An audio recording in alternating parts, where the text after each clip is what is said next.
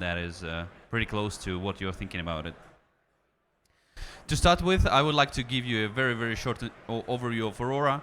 So this is a solution that is working on top of Near protocol, a modern layer 1 solution that is sharded, scalable. And what we are providing for this solution is an ability to launch your Solidity smart contracts on top of it, or actually integrate with all of the Ethereum stack. So we provide Web3 compatible RPC on top of it. You are able to connect to your usual tools like Remix, like Hardhat, to Aurora. And for all of the developers and for all of the users who are using Aurora, it looks and feels like a separate network, though it is implemented as a smart contract on top of Near. It is probably the most complicated smart contract in the world because it has the full EVM inside of it. Now, you can think of it also as an L2 with a decentralized sequencer, because the thing that sequences transactions in Aurora are Near validators, and there are more than 400 of them, right? And the reason why I'm saying that this is an L2, and obviously I mean that this is an L2 to Ethereum, because we also have a trustless and generic rainbow bridge that is working in between Near and Ethereum, and it works on top of the concept of light clients. These light clients are implemented as smart contracts on corresponding networks. So literally, in order to break Near, you need to break Near's light client, that is a smart contract on Ethereum, which means that you need to break Ethereum too. It is not fully, the concept of L2 here is not fully kind of applied, but in simple words, you're able to think of Aurora as this L2 with decentralized sequencer. And the core differentiator for Aurora network, because everything that I was saying to you before is, well, yet another EVM network, right? So the thing that we are focusing on is the actual convenience of usage of Aurora for businesses and for their clients.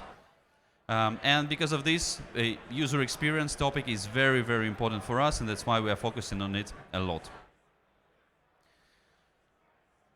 This is a pretty famous painting. You probably know it's from Pollock, and this is what blockchain user experience is all about right now.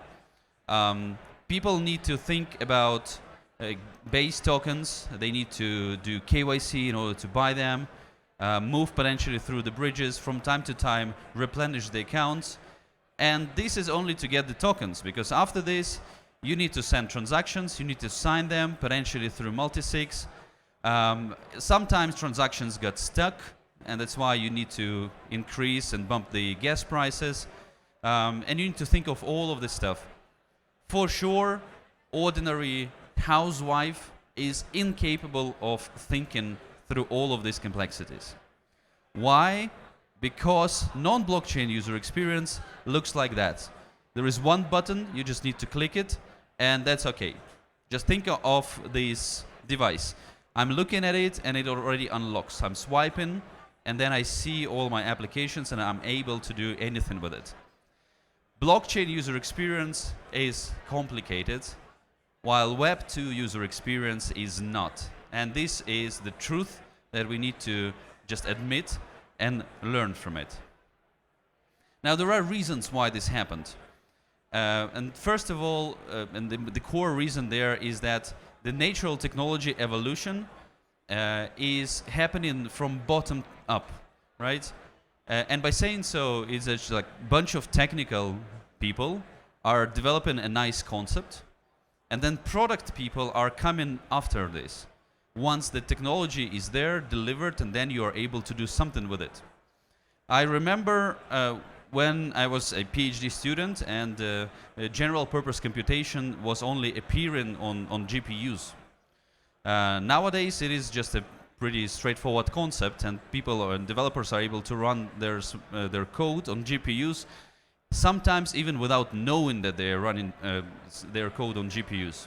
Many SDKs and frameworks are actually doing it, and you don't understand that GPU is speeding up your computations. Back then, around 15 years ago, you needed to think about shaders and all of the complicated aspects that do not have that have nothing in common with calculations in order to make sure that your GPU is calculating things. So it is just a natural evolution of technologies. We are just pretty early from that standpoint. On the other hand, we have this thesis of blockchain trying to disrupt Web 2. We are kind of against monopolies that are in Web 2, against Facebooks and Googles of the world. We are trying to bring back the governance powers to the users, and that's why everything that we are doing here is like it feels and looks like rebellion. And that's why it is very easy for us to say that, oh, these old motherfuckers don't know anything, and let's discard everything that they have been doing. And that's a natural and straightforward way for us to think. However, we don't have any time to spend on these teenager problems, these teenager rebellion motives. We need to move forward fast as an industry, or we are going to be disrupted. We are going to be disrupted by Web 2 companies that are already picking up our thesis. The thesis of privacy, the thesis of decentralizations and so on, by the companies that know nothing in the blockchain ecosystem, and they are not investing in the decentralized ecosystems, right? So it is super important for us to, again, understand that there is a problem there, understand what are the causes, and just let go. Try to learn from Web 2 companies about good things that they're doing, for example, user experience, and actually be in time for a disruption before they are going to disrupt us. From my point of view, in order to move to the better blockchain user experience, there are several things that we need to do. First of all is that we need to eliminate the concept of per transaction payment for the access to the blockchain. Every time when we are using internet nowadays, we are not paying per megabyte. We have an internet provider. There is a subscription plan that is associated with it. Usually it is something like whatever, $50 per month for this device, and you don't think every time when you are loading a website that you need to click and approve and think about how much money you're paying for downloading the information. Moreover, Web 2 uses much more complicated concepts right now. So for example, in many mobile data plans, they are including something like a free traffic to social networks, right? So they are even not counting this. And what it means that is just these social networks are paying to your internet providers for this traffic. That's why this transformation of the RPCs, instead of just nodes that are relaying your transactions to the blockchain network, it needs to shift into the perception of that RPCs are blockchain providers. They are giving you access to the blockchain, and the way how you're paying for this access is something like a subscription, right? And then you don't have any transaction fees. This is possible with the tech that is heavily discussed, which is the account abstraction, or protocol level meta transactions. And by saying meta transaction, I mean that the payment for the transaction is detached from the approval of the transaction, or and that is super important tech. We have built Aurora 2 years ago with this concept in mind. So account abstraction on Aurora is not an abstraction, it is real world. Exactly because of this reason. I do believe that in order to work in a convenient way with the keys, we just need to reuse all of the tech that is available right now in all of our devices. More than 80% of all modern phones have, in one way or another, security chips that are able to store the keys. It is absolutely not a rocket science. It is available in SDKs for all of the popular platforms. We can just store keys there and then use ordinary authentication mechanisms like biometrics or PIN codes in order to sign transactions, right? And in case you don't have the payment per transaction, then, well, that's it. You just authorize, and then the transaction can be executed. And the solutions that we've developed inside of Aurora, also everything that I was saying before is just a generic knowledge and generic opinion, right? It was translated into what we have developed for Aurora, specifically just because we have this protocol level meta transactions, right? And we are able to detach the payment for the execution from the authorization of the transaction. So we have two tools that are available inside of Aurora ecosystem. One is Aurora Pass, and this is a Web3 compatible wallet that doesn't have a concept of per transaction payment. Unfortunately, it is not working with Ethereum by default, but once account abstraction is going to be there, it can be integrated. It works right now with Aurora and all of the forks of Aurora that we call Aurora silos. In its interface, there is, once again, just stressing it out, there is no concept of cost of the transaction. It is completely eliminated together with the stuck transactions and stuff like that. And the way how it works is that it sends the transaction to the RPC that has a thing that is called a rules engine. This rules engine is completely off-chain. It analyzes who needs to pay for the execution of this transaction. It matches the entity who is paying for it and does the internal accounting. And then it wraps this transaction into the kind of near transaction, right, or signs or attaches some near tokens for the execution of this transaction and sends it to the network, and then this transaction is executed. Now, who are these mythical entities who are paying for the execution of user's transaction? Well, there are two options, literally, and both of them are available. So first one, and as a default option, is a user himself. But this payment is not happening on a per transaction basis, but instead user is able directly in his application purchase a bundle of 100 transactions for some amount of money that he can spend with his bank card, with Apple Pay or Google Pay.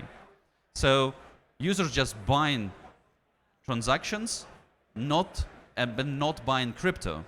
And this is a pretty straightforward thing that users actually want. In case they would like to execute something on the blockchain, crypto is an additional concept that complicates the thinking for the user. This is a kind of backup plan for the user to have these transactions, additional transactions. But the straightforward thing to do is actually for the dApps to pay for the execution of the transaction. And for this specific use case, we have an additional tool that is called Aurora Borealis, and this is the tool through which dApps are able to specify for which transactions that are going to which particular smart contracts, in which amounts they would be willing to pay. This information is encoded in things that we call deals, and these deals are input inside of the rules engine that matches the transaction with the party who is paying for the transaction. Why such a complicated concept was introduced? Well, it's just because that's the way how businesses are working in Web 2. Every time when I'm opening YouTube and I'm watching a video, there are quite a lot of things that are happening there. YouTube retrieves the video from the CDN network, Content Delivery Network. There is a server that is chosen to deliver the video to my device. There is also Cloudflare that is working on there in serving the endpoints to me. And this single use of these additional pieces is actually paid by YouTube to them, not by me. It is YouTube who pays a fraction of a cent to Cloudflare to serve endpoints. It is YouTube who pays to CDN to serve me videos. And what they do, they aggregate all of these costs into one single, simple, and understandable business model that is exposed to me. Either I watch ads, or I'm paying $5 for the premium subscription. That's it. All of the internal things are not exposed to the end users. This is the way how Web2 businesses are working right now. And we, as an industry, unfortunately forget about it. We are exposing the guts of the business model of L1s to the users directly. This leads to us distracting users from the products and paying lots of their attention towards the protocol on which they are working. Unfortunately, the result of this move is that users are not very interested, or like it is very complicated for them to onboard, and they are losing their attention towards the products, the actual things that are delivering value to them.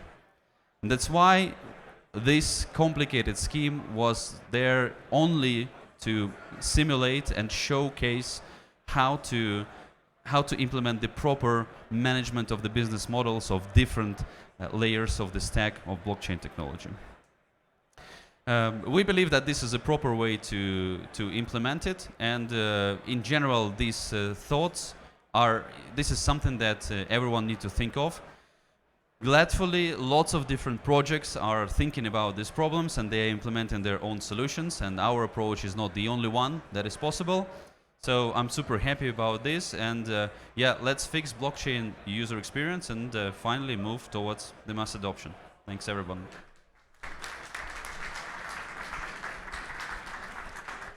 We have a couple of minutes for generic questions, in case you have any. Yes?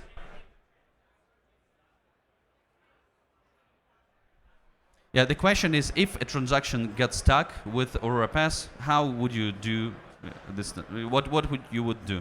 That's absolutely the same question for any particular wallet, right? In case the transaction gets stuck with the wallet, what are you going to do?